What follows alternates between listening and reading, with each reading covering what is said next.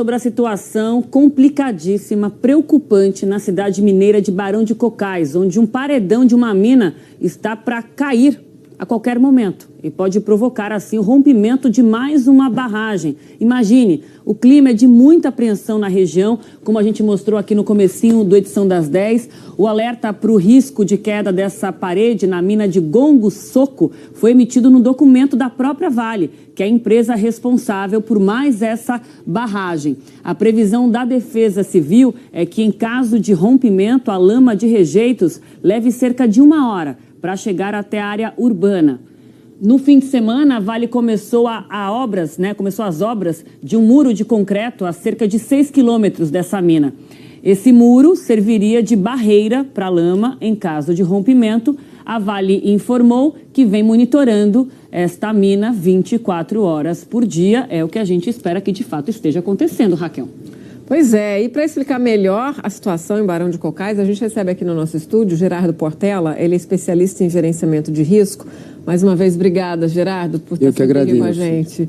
Eu queria que a gente começasse explicando para o nosso assinante melhor a dinâmica dessa mina. Como é que essa barragem corre risco de romper, o que significa aquela parede de trás, enfim, como é que funciona ali na prática? Aquela parede de trás, que tecnicamente se chama de talude, já há comprovações com os dados já divulgados pela própria companhia, de que ela está em processo de rompimento. E quando ela se romper, vai haver um deslocamento para o interior da cava. Nós vamos ter ali um acúmulo de material e esse rompimento ele pode causar, sim, um efeito de vibração. Esse efeito de vibração ele vai atingir também a barragem superior e pode deflagrar um processo chamado liquefação, porque a vibração, se existe uma quantidade de água muito grande acumulada aí nesse talude, então a vibração vai ser o gatilho para que haja um segundo rompimento, né? Então, se a coisa ficar ali controlada no primeiro talude, na cava, tudo bem, nós não vamos ter aí um impacto para a comunidade próxima. No entanto, se a vibração desse primeiro rompimento chegar a ponto de deflagrar o processo de liquefação na barragem superior, aí sim a gente vai ter uma grande emergência com impacto ambiental e com riscos para as pessoas nas proximidades. Agora, Gerardo, a construção dessa barreira que foi feita pela Vale para tentar, essa barreira de concreto, para tentar conter a lama, ela não é 100% eficaz. Se fosse, não haveria essa preocupação de fazer um simulado de evacuação dos moradores, né? É uma medida que pode ajudar, mas não dá para ter certeza de que ela sozinha consegue conter esses rejeitos, é isso? O que a gente tem aí é a informação de que uma barreira de concreto não seria uma construção porque não haveria tempo hábil. Então, provavelmente são módulos pré-fabricados que estão sendo colocados no caminho da lama, no caminho teórico, que a gente não sabe exatamente como essa lama vai se comportar da maneira exata, né? Então, é colocado para retardar o processo de deslocamento da lama. Mas isso precisa ser muito bem feito. Por quê? Porque se não tiver uma ancoragem mínima, esses blocos de concreto, esses elementos, eles podem se tornar como se fossem rochas e também se deslocar. Então isso tem que ser muito bem feito e tem que tomar cuidado também para não atrapalhar o deslocamento das pessoas. Ou seja, a ideia é, entre a cidade e o local onde vai começar a lama a fluir, ter uma barreira para retardar o processo de chegada na comunidade. Então a ideia é que fique lá naquela posição. Mas essas são informações que estão sendo passadas, que a gente não sabe aí o projeto exatamente como foi feito. Ô Gerardo, você estava falando aí das pessoas que moram ali, né, ao redor, o que pode acontecer. A gente vai falar agora, então, sobre a situação dos moradores, reféns aí dessa situação bastante tensa. Centenas já foram orientados a sair de casa. No fim de semana, teve uma simulação na cidade, mas a adesão ficou bem abaixo do esperado, cerca de 27% da população. Muitos moradores alegam que já conhecem as rotas de fuga. E a gente se pergunta se essas pessoas já não deveriam estar longe dali, Gerardo, porque tudo é expectativa, um planejamento, mas não tem como a gente ter certeza do volume, a velocidade que esses rejeitos podem ganhar ao longo daquela extensão, né? A Vale disse que demoraria 1 hora até os rejeitos, caso haja o rompimento, demoraria 1 hora até chegar à área urbana. Nesse simulado do final de semana, eles levaram primeiro 38 minutos, depois 43 minutos. Mas tudo isso a gente está trabalhando aí com expectativa. Na hora a gente não sabe. Estamos falando de vidas, né? É verdade, Aline. A gente tem uma expectativa. O ideal é que as pessoas não estivessem lá nessa região, nessa semana crítica que está sendo aí anunciada pelas próprias autoridades e também pela própria companhia. Então, o ideal seria isso. Mas se existem pessoas lá, elas precisam estar preparadas para sair. Às vezes a pessoa se sente segura no local porque não tem a percepção do risco a que está exposto. Então, a nossa recomendação é que se você puder sair, se você puder fazer uma visita ou a viagem nessa época, é um bom momento. Mas se estiver lá, pelo menos faça parte do treinamento. Porque é a chance final que é dada, porque não dá para aprender na hora da emergência.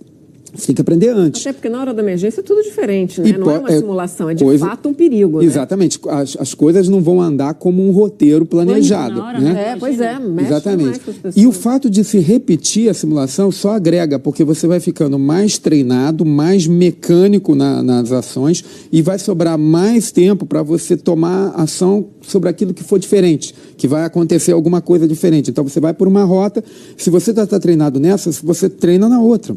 Porque aí você vai ter duas opções para poder sair. Então, e conhecer a rota, o conhecimento é o que mais salva as pessoas na hora da emergência. Então, quem tem mais conhecimento tem mais chance. Quem sabe onde está a saída, quem sabe onde está a porta, quem sabe qual é a rota, quem sabe o que fazer, ele tem mais chance de sobreviver. A nossa repórter lá, Fabiana Almeida, falou com a gente mais cedo sobre algumas medidas que foram tomadas. Uma delas foi pintar as calçadas de cor de laranja, onde seria o caminho, né, da lama. Assim, eu queria que você falasse sobre esses instrumentos que são usados para orientar a população e se na hora do pânico, de fato, a pessoa lembra daquilo, né? Eu vou olhar na calçada. Quer dizer, tem que ter vários fatores ali para ajudar, de fato, a pessoa a conseguir escapar. Porque um ou outro, às vezes, no desespero ali, ela não se lembra, né? Dia ou noite, né? Pensei, se for de noite, por exemplo, quem vai conseguir enxergar com laranja na calçada? Pode até confundir, mas o fato é que você trabalha, mesmo que não vá um percentual muito grande, né, da população, pelo menos alguns tem a chance de saber para poder orientar os outros, né?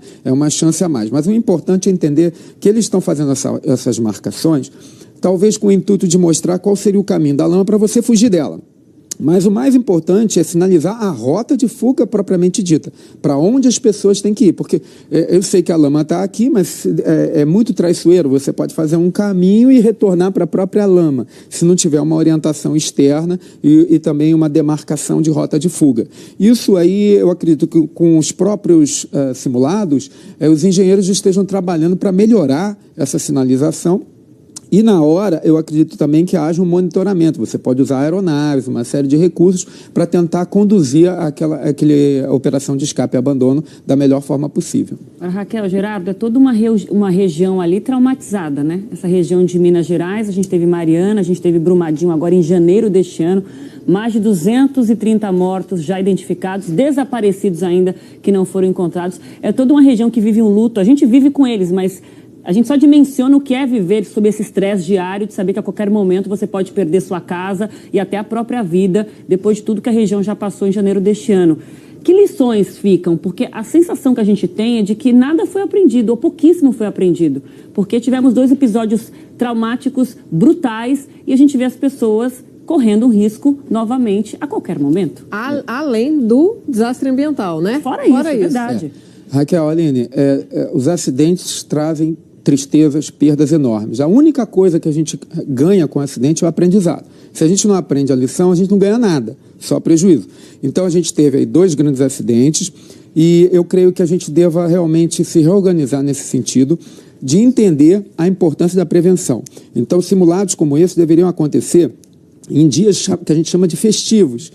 Normalmente, quem mora em unidades, próximo a unidades industriais, sabe que uma vez por ano vai ter lá um dia que vai ter distribuição de camiseta, um pequeno show, etc. e tal, e fazer isso mecanicamente ao longo dos tempos. Agora, quando você tem 2 acidentes como esses e uma anunciação de um perigo de um novo acidente, o simulado se torna muito dramático para o cidadão comum. Mas o que nós podemos recomendar é que faça, supere isso, entenda a situação, porque é para a sua própria segurança.